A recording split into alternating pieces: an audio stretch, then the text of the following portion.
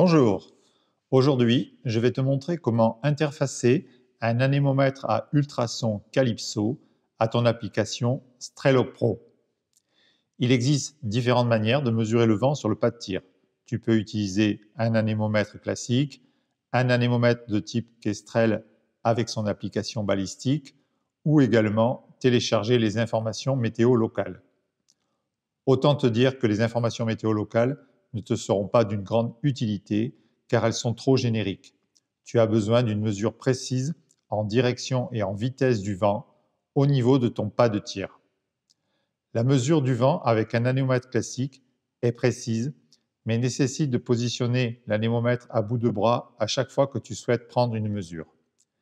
Il en est de même pour le Kestrel, qui va mesurer la vitesse du vent et sa direction, et l'intégrer dans le calculateur balistique Applied Ballistic.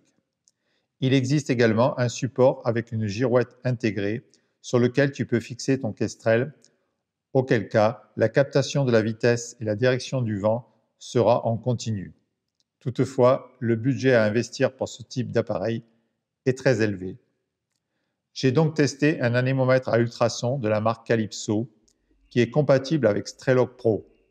Le prix pour ce type d'appareil au moment de la réalisation de cette vidéo est légèrement en dessous de 250 €. L'avantage de ce type d'anémomètre est qu'il est dépourvu de roue à aube et qu'il n'est pas nécessaire de le tenir à bout de bras car il transmet les données en Bluetooth directement dans l'application Strelok Pro. Il suffit de le fixer sur un trépied classique et de le positionner à moins de 20 mètres du tireur ou du spotter. Cet anémomètre fournit en plus des informations comme la température extérieure, le taux d'humidité, ainsi que la pression atmosphérique. Ces données te seront très utiles pour affiner les calculs. Il est équipé d'une batterie interne et se recharge sur un socle par induction. Son autonomie est d'environ 150 heures et il est totalement étanche au ruissellement et peut donc être laissé à l'extérieur sans aucun risque. Passons maintenant à l'interfaçage avec Strelok Pro. Je clique sur le bouton Paramètres. Je vais aller chercher le bouton Station météorologique. Le Calypso apparaît déjà. Je le sélectionne. Puis je fais Fermer.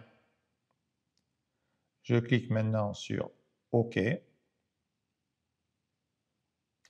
Puis sur le bouton Bluetooth. Je valide le Calypso par OK. Voilà, ça y est, l'anémomètre est appairé avec l'application et apparaît sur l'écran. J'ai installé l'anémomètre sur un trépied, bien dans l'axe de la cible, comme tu peux le voir sur la flèche qui est sur le dessus, et j'ai positionné une cible d'une taille de 80 par 60 cm à 1060 mètres. Dans un premier temps, je vais faire définir l'azimut ultrasonique, puis je clique sur OK, et ensuite définir l'azimut de la cible, je clique sur OK. Ça y est, l'angle de vent maintenant apparaît en direct, ainsi que la vitesse en mètres secondes.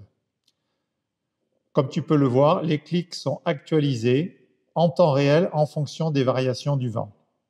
Si je passe sur le réticule, on peut voir également l'actualisation de la dérive en direct en fonction des bascules du vent. Tu as maintenant une valeur très précise du vent que tu peux relever sur le pas de tir et qui est actualisée en permanence. Attention, ces données ne sont pas suffisantes pour valider la prédiction. En effet, le vent sur la trajectoire du projectile peut être différent en vitesse et en orientation de ceux du pas de tir.